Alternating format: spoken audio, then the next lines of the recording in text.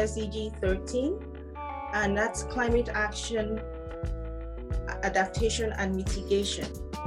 You mentioned a very good example of activities on the ground.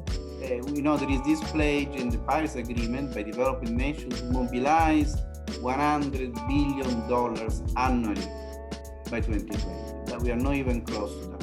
We continue to observe, and I kind of alluded at the beginning, that the global expectation and political commitment, they really seem to be far apart. And I think they've never been so far. I think we are the momentum of Paris, and after we seem to have lost.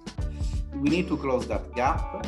And when we talk about ambition, again, we need to be very, very careful. We are not only talking about mitigation, so of course it's very important, but we need to increase ambition. So the relationship with climate action, which tend to be always related to mitigation, but also in adaptation, resilience, and of course it's very important to mobilize finance, as I said at the beginning.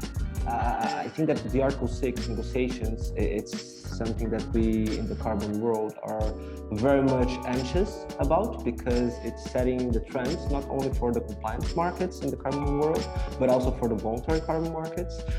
So a lot of voluntary standards are waiting for the Paris Agreement definition, especially regarding corresponding adjustments and the national determined contribution alignments.